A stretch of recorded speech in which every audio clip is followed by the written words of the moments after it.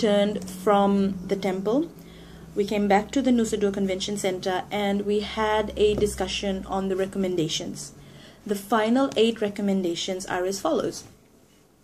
Now, education, media, migration, entrepreneurship, and employment. What I'll do is I'll put a link for this in the description, but I'll read it as well. So for education, we urge global leaders and national governments to involve diverse youth in structuring inclusion, national education, and foster meaningful youth participation in education policy making. Second one, we call upon all nations to embed global citizenship into the curriculum at all levels of education with a specific focus on cross-cultural understanding, problem solving, conflict resolution, and peace building. So those are the 2 recommendations that have come from the education group. Media group has recommended that we strongly recommend member states provide a youth-driven platform to foster intercultural understanding through the establishment of the Week of Cross-Cultural Awareness on Media. We demand the establishment of a youth-led observatory on media to ensure accountability, transparency, and knowledge exchange. For migration, the 2 recommendations are: we encourage a collaboration of local institutions, national governments, and the UN to support youth in creating and sustaining programs to raise awareness on migration issues. Second, we propose the UN under the UNAOC facilitate regional and local projects aimed at redressing misinformation on migration by UNAOC alumni and volunteers. Final one, entrepreneur and employment. First recommendation, we urge governments to promote youth entrepreneurship through mobilizing partnerships with private sector and civil society, focusing on gender equality and eradication of barriers to entry for youth entrepreneurs, young entrepreneurs. Second one, and the last recommendation, globally youth face an unprecedented employment crisis. It is imperative to achieve full and productive employment as well as decent working conditions for youth through interactive strategies such as the provision of vocational training, informal education, coaching, and mentorship. So these are the 8 recommendations that we collectively, the 100 of us collectively, have come up with. Now we come from various backgrounds. Some of us have just finished high school. Some of us are finishing our university education. Some of us have masters already. Some of us are still working through our masters. We come from different countries. Now, I was the only one from the Pacific Islands. And it felt like, I felt like I was very pressured to make sure that I was, talking from the whole Pacific perspective, not just from a Fiji perspective. And unemployment is a huge crisis worldwide. Except for Qatar. He mentioned that unemployment was not really a big issue there. So, yeah, maybe we need to find out what Qatar is doing and try and implement it. Apart from the oil. We can't do much about the oil. Anyway, so those are the 8 recommendations that we agreed upon. And then we moved on to the closing ceremony of the youth conference.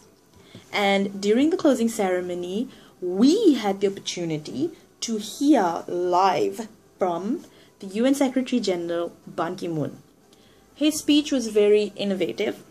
He spoke about youth empowerment. He spoke about Malala and her working towards the cause of, education for all. I must say, that is one young girl that I find very empowering. I quite admire the work that she is doing. Education for all, getting shot, like literally getting shot in the head for standing your ground and saying, no, we want education for all.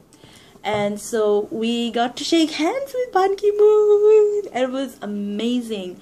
And one of the participants managed to take a selfie with Ban Ki-moon.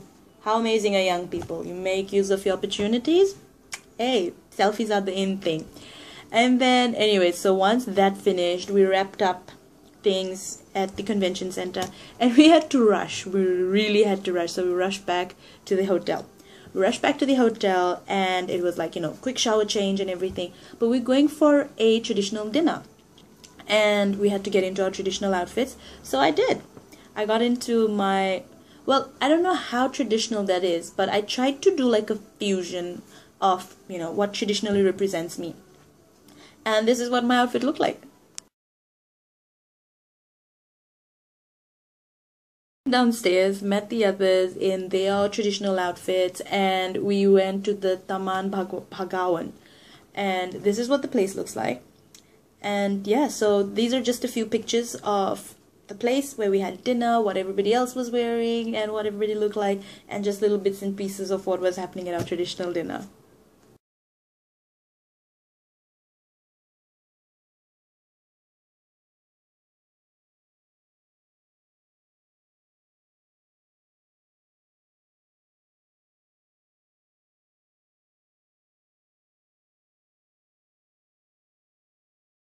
My outfit, what I tried to do was I tried to make it look like a salwar kameez, which is a traditional Indian outfit. But I'm more of like a jeans person, so I wore it with jeans. Jeans have pockets, they're comfortable, and pockets mean I don't have to carry a handbag. I can put my phone in my pocket very easily. With this with the salwar kameez, what I did was it has a Chinese collar, and it's made out of a Samoan print material. So that's part of my intermarriage culture. So my husband's Chinese Samoan, so I did that. And we live in Fiji. We're both from Fiji. So what I did was the little buttons on the dress and on the sleeve, they are the little handicraft buttons that we find here locally in Fiji. And so I thought, this is a better representation of me in terms of a cultural traditional setting. That's who I am, multicultural. Fiji is multicultural. Anyways, so the first day went amazingly well. The food was, again, oh my god, the food was amazing. The company was amazing. We were dancing, we were having lots of fun. So I hope you've enjoyed this video. If it has been entertaining, give it a thumbs up. If you have comments to make, if you have questions, post them in the comment section. Share it if you think somebody else can benefit from it as well. Or if you just enjoyed watching it, share it. And you can subscribe to it to make sure that you can be updated with future vlogs, videos. Everything is Good with Tea episodes will be coming up shortly, like we'll be doing them more frequently. And spoken words, I'm working on a few more spoken words. I'm just trying to get the hang of using my phone to record all this. So like right now I've got the phone in front of me and I've got the computer screen here. So I'm thinking what I'll do is put it up here, my spoken words, and just try to read them out and see how I go with that. So yes, if you're using various softwares, programs to edit your videos, please let me know. I'm new at this still, and I would love to hear your feedback on some of the programs I can use, or a camera that I can purchase which is better than my S4. So thank you very much for watching. Have a wonderful day and see you in the next vlog.